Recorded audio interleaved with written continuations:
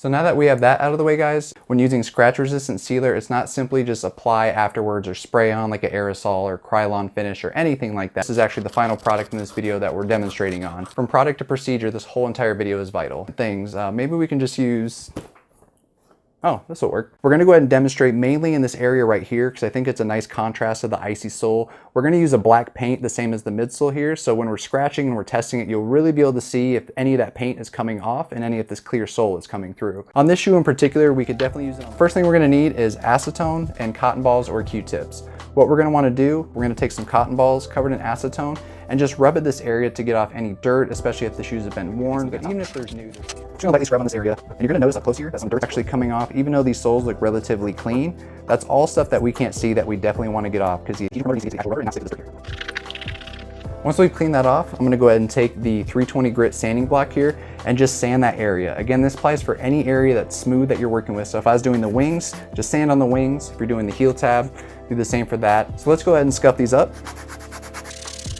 Depending on the material that you're working with, you could damage that material. You definitely want to apply some pressure, so you really want to rub off the surface. This is especially important if you're working with cleats or other synthetic materials. And a review of all the synthetic pressure covers this method extensively about sanding the different materials you're working with, especially when it comes to Alright guys, so we came outside to use the Bulldog adhesion promoter or any adhesion promoter that you want to use. Just follow all the instructions, all the warnings, and the main part here is to get a really light coat. You can see we taped this up just to focus on this area that we're testing here, just so we can show you a really good example of before and after with and without the sealer. So we're going to take the Bulldog here and literally, I'll just show you first, a very light mist, and that's all we need, just one time to cover all parts, so the top there and the bottom there.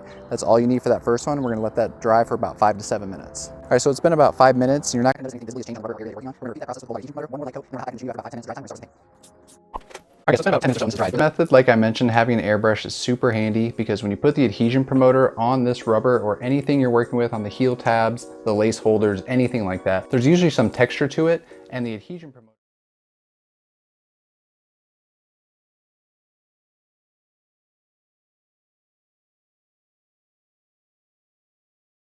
this process.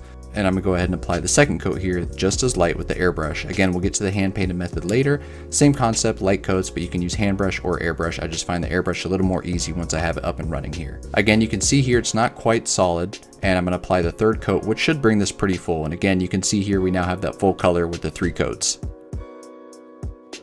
So the first method we're going to actually show is the hand painted method with the scratch resistant sealer. The only difference when using the scratch resistant sealer as opposed to the paint that we just used is that your coats can be a bit thicker. Don't take this as apply heavy coats, but know the sealer is very durable, flexible, and can be applied in a light to medium coat as opposed to the thin coats of paint. As long as the prep and procedure with the adhesion promoter and the light coats of paint that we allowed to dry in between each coat, we're perfectly fine with using medium coats of the sealer. So we're just going to brush the sealer across the area we're working on to smooth out.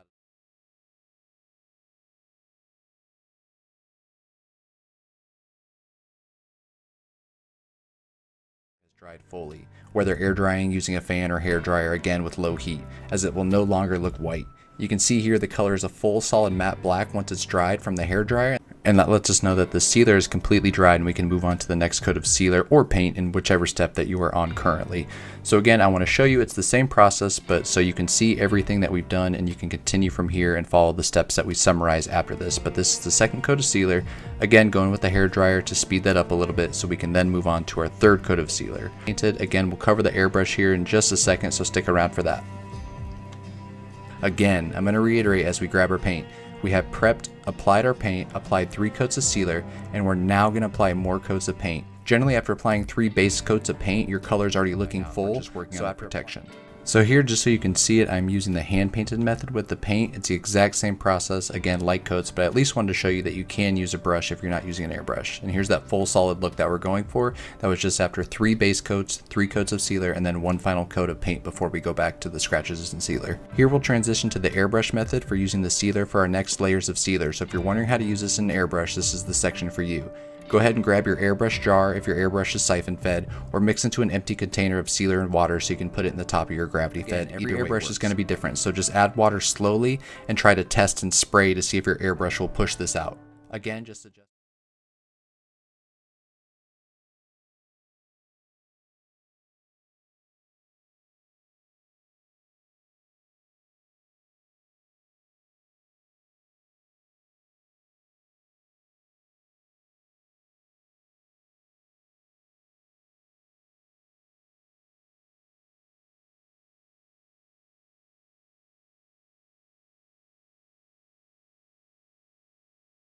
get less and less. So guys, before I did this, I actually wanted to give you an extra free tip that I didn't plan on including in this tutorial, but I figured it'd be helpful. This goes for any paint, but especially with the sealer or anytime you're going to be on that material to kind of get some separation, and just run your X-Acto knife right where that line is. Basically where the two materials meet, you're basically cutting that paint and that sealer combination to ensure that you don't get any ripping or tearing later. We've now shown you the steps to using the sealer. After this, it's a matter of repeating these steps for the material and amount of protection that you're looking for. So feel free to pause this, screenshot, or whatever. I just want to have this written out for you as a reference, but this is going to be the whole entire process here. Again, the number of times you'll repeat this process will vary. We do not, however, recommend repeating this process more than 5 times, as it's going to be way too many layers and your coat's going to be too thick, which will cause cracking.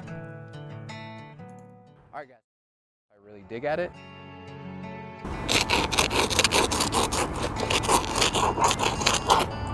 Alright guys, so here you can clearly see paint has been scuffed, there's scratches, there's this white texture of this rock or whatever is actually on here on this midsole.